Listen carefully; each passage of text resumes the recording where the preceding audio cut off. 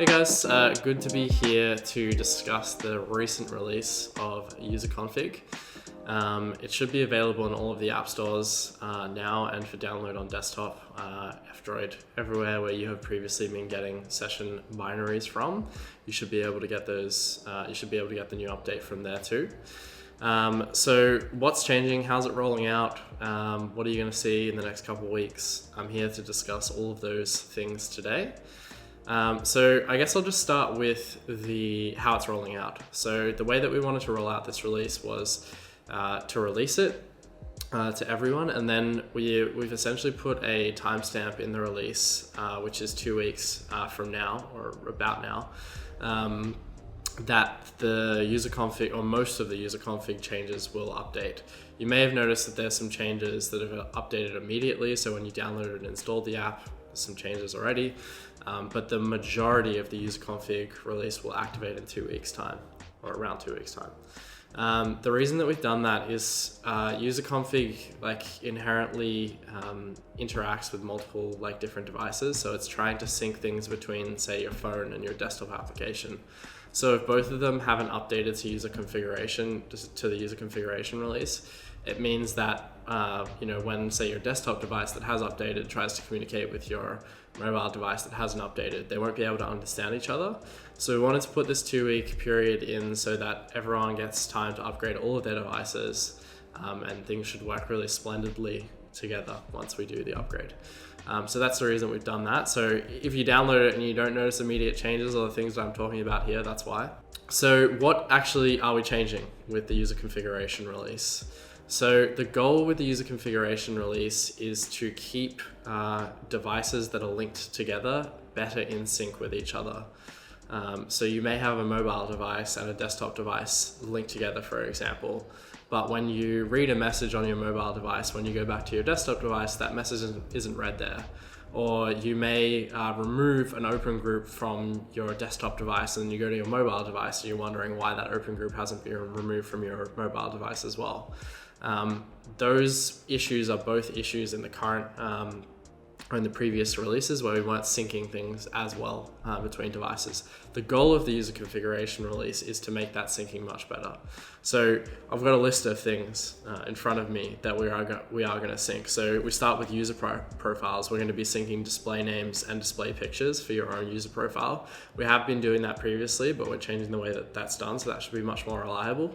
For your contacts, like the people you're talking to, we're going to be syncing the display name picture, the display picture, the display name, nickname, message request approval state. So that's like whether you have approved or denied their message request, block state, and whether you deleted that person or not. So some of those are new. For example, deletion wasn't in the previous releases.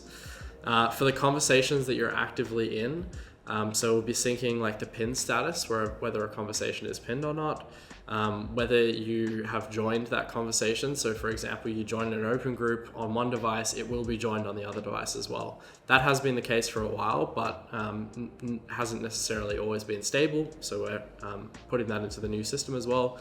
Deletion's a big one. When you delete an open group or delete a closed group on one device or a conversation, that will sync onto other devices as well. And probably the biggest one, which everyone has been requesting for a very long time, is unread counts. So when you read a message on one device, that'll be synced to the other devices as well.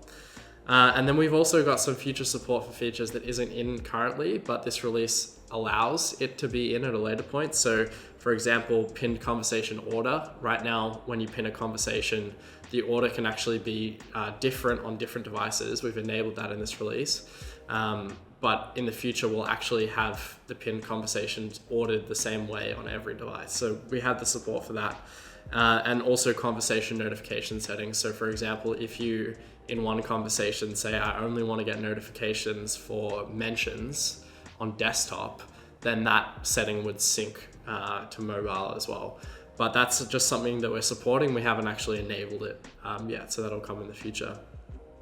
Now, in terms of, I talked a little bit about the distinction between what will enable immediately and what will enable in 2 weeks' time, once we kind of pass that timestamp. The stuff that's going to enable immediately and this is different by different devices that we're talking about here. So for Android, we've done a bit of an overhaul of the internal state of like buttons and stuff to have better ripple states and stuff. So that's coming in. We've increased the voice message recording time. So it used to be 1 minute, now it's 5 minutes. On iOS, we've done a bunch of internal refactors, most of these relating to kind of more development stuff. So replaced Promise Kit with Combine, we've replaced AF networking with URL Session, and we've also replaced the QR code scanning library for another native library. But you shouldn't see too much changes immediately when you download iOS. It'll be in that 2-week period. And on desktop, we have overhauled the reply system as well, the reply and quoting system, so that's much better now. A bunch of bug fixes, and also fixed up a bug where when you would enter an open group, it would read all of the messages automatically, which was annoying a lot of people who are power users on open groups. So yeah, when will it actually enable? Right now the date is set on the 31st of July. I believe that's the current month. Tom is nodding at me. Yes, it is. Yeah, it's enabled. It's set for the 31st of July. Yeah, and it should enable then. I think it's 10 a.m. 31st of July for Australians. We've set it at a time for us, which is convenient if anything goes wrong, but hopefully it won't. Yeah, so why did this user config release take so bloody long? Partially the reason is because at the same time we were doing this user configuration release, we were refactoring a large portion of the session internals. So what we've actually done, we've moved to a system where the stuff, or some of the stuff that's shared between Android, iOS, and desktop, in terms of the code that's shared between Android, iOS, and desktop, we've actually moved into a library. So for example, all of this user configuration stuff is happening inside of a library called Lib Session. And then we import that library into each of the applications so that they can do things consistently on each application. And it took us a long time, or it took us a while to build the library, and then another while to actually integrate the library into each session client. Because that was also, like, there's a different way to import libraries into an iOS application versus an Android application. So we worked on that for a while. The good thing is the groundwork is laid now for Lib Session, and we're going to start adding more stuff to Lib Session over the coming year.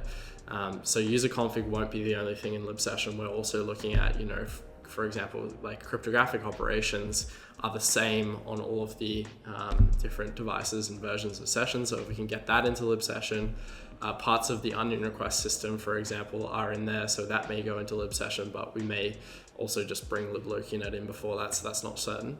But yeah, everything that happens consistently across platforms should go into Lib Session, and then the hope is that the apps will just be left as kind of like a UI layer, just talking to Lib Session, and maybe a database as well to store the information that they have.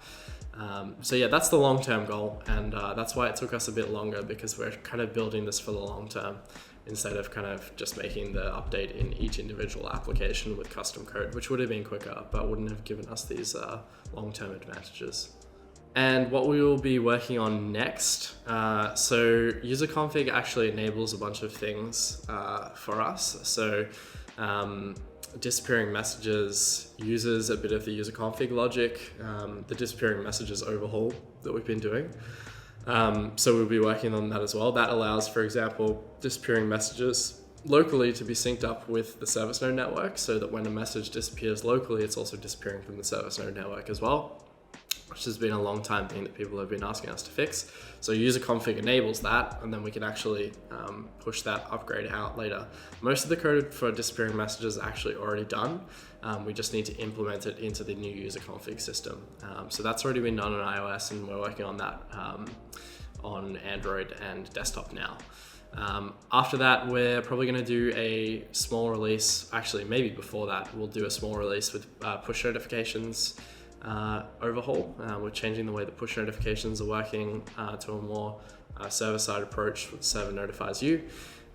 So we'll be working on that, and then it's stuff like onboarding that we're looking at, improving the onboarding experience, obviously, to make it easier for new users And there's a bunch of other stuff that's coming down the line as well that you can check out our roadmap for more on that. But I'm hoping that now that we've done this user config, there'll be a bunch of smaller stuff that'll come out pretty quickly after user config that was just blocked by user config essentially. So yeah, it shouldn't be too long before you start seeing the fruits of the user config labor. Yeah, I think that's about it on the user config stuff, but thank you for following, and if we do a following release or for future releases, we will also be doing a nice little video like this for the major releases. So hopefully that got you up to date on what's going on, and I'll see you guys later.